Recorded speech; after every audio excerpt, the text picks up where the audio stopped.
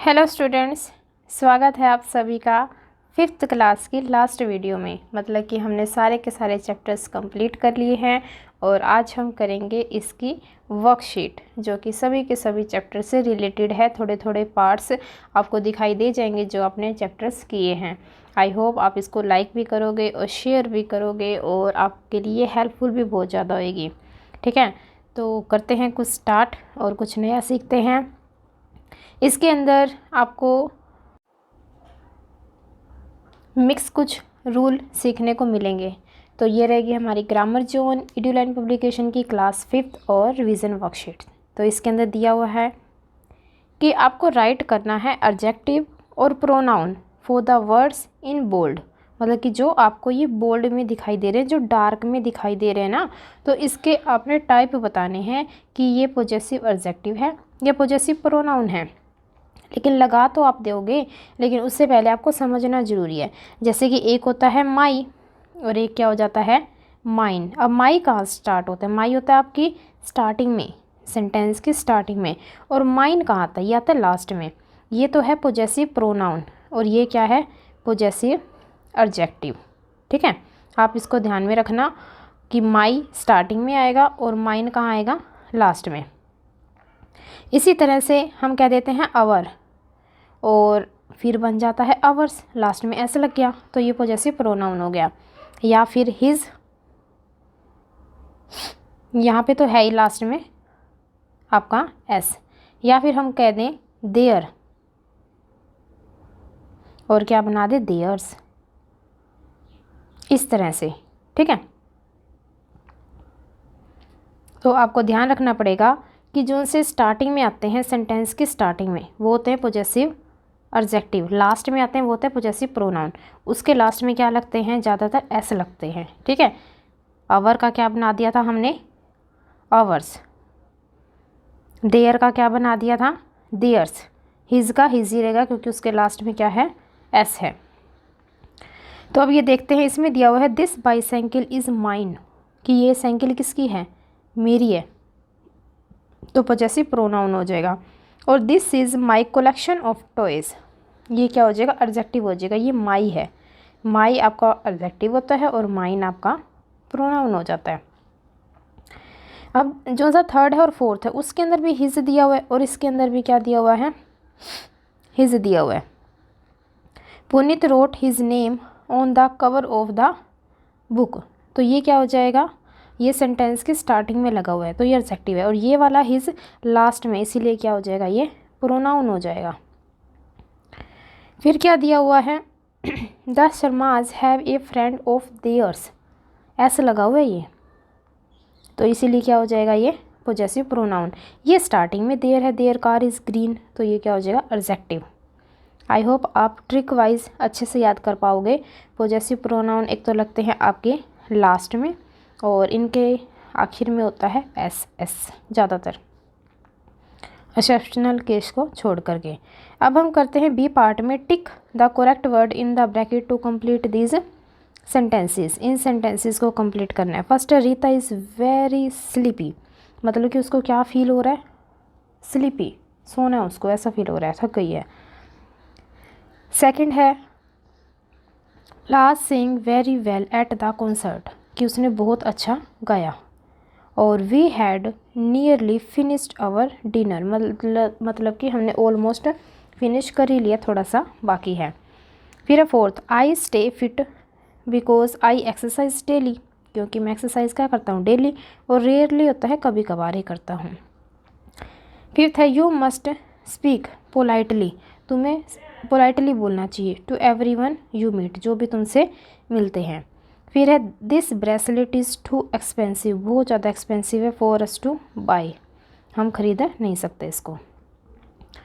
फिर है हमारा सी पार्ट, इसमें दिया हुआ है filling the blanks with in, on और एट।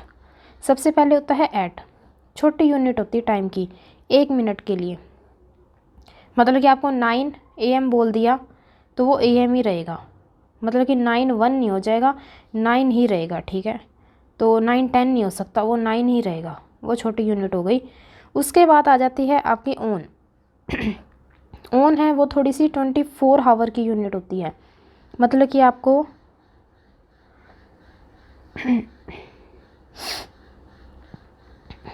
ऑन आ जाएगा आपकी 24 आवर की, मतलब कि अगर आपको बोल दे संडे कितना होता है 24 आवर का ही होता है, या फिर बोल दे दिवाली, या बोल दे मेरा बर्थडे है, या फिर बोल दे ट्यूसडे, इस तरह से। फिर उसके बाद आ जाती है ऑन के बाद इन होता है पूरा मंथ लगा लो, और या फिर ईयर लगा लो, या फिर पूरी इवनिंग लगा लो, पूरी मॉर्निंग लगा लो, थोड़ी सी बड़ी यूनिट हो जाती है। तो यहाँ देखिए फिक्स चीज़ के लिए एट होता है। My parents like to wake up at sunrise. At होता है फिक्स है, उनका उठना भी फिक्स है और सूर्य का उदय होना भी फिक्स है। माई ब्रदर्स बर्थडे ऑन 9 जुलाई। अब ये डे की बात होगी और उसका बर्थडे पूरा दिन रहेगा। थर्ड है the kittens are sleeping in their basket. फिर है your watch is on the dining table, we will meet them at 4 o'clock। Fix है इसीलिए एट आया। We are living for Goa in a few days.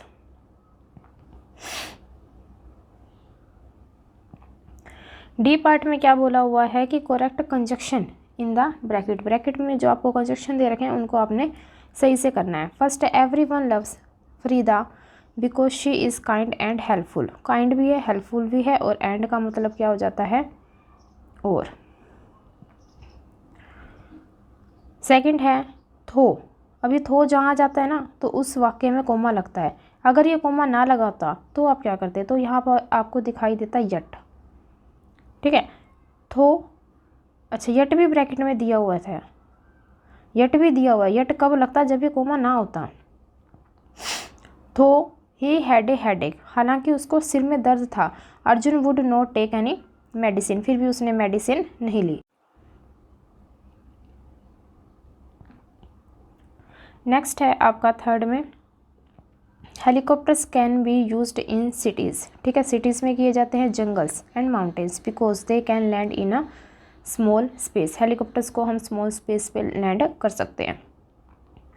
फिर है neither my mother और नोर my father. Neither और नोर का जोड़ा होता है, ठीक है, और इनका मतलब होता है दोनों में से एक भी नहीं। Will pick me up from school today, कोई भी नहीं आएगा आज मुझे स्कूल से लेने। फिफ्थ है we can not start the cricket match unless the rain stop. जब तक रेन स्टॉप नहीं हो जाती तब तक हम अपना मैच स्टार्ट नहीं कर सकते। फिर इफ़ का मतलब होता है यदि, यदि तुम हार्ड वर्क करो you will be well in the test, आप टेस्ट में अच्छा कर लोगे। फिर आपको दिया हुआ है राइट एक्टिव और पैसिव वॉइस, ये आपको बताने हैं। अब देखो फ्रेंच इज स्पोकन बाय, ये बाय से मुझे पता लग गया क्या आएगा, ये पैसिव आएगा।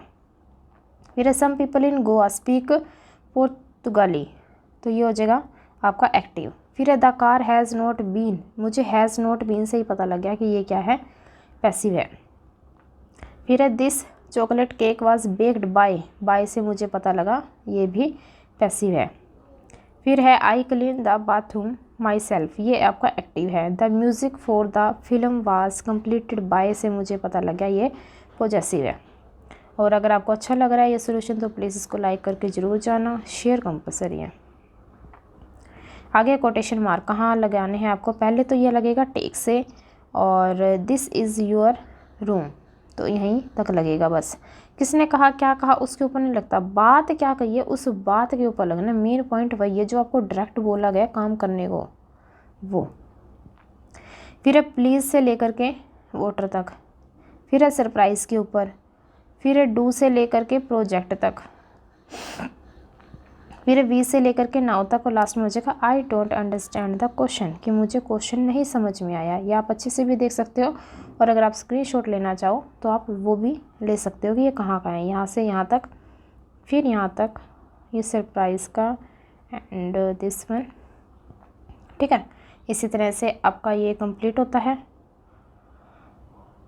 आई होप आप हेल्प करोगे अपने क्लासमेट्स की इसको शेयर करके, और सोल्यूशन अगर आप स्क्रीनशॉट लेना चाहो तो ले सकते हो। ये थी हमारी revision worksheet 5th class EduLine की, और इसके बाद शायद कुछ ही पेंडिंग हो वो देख लेंगे। Thank you.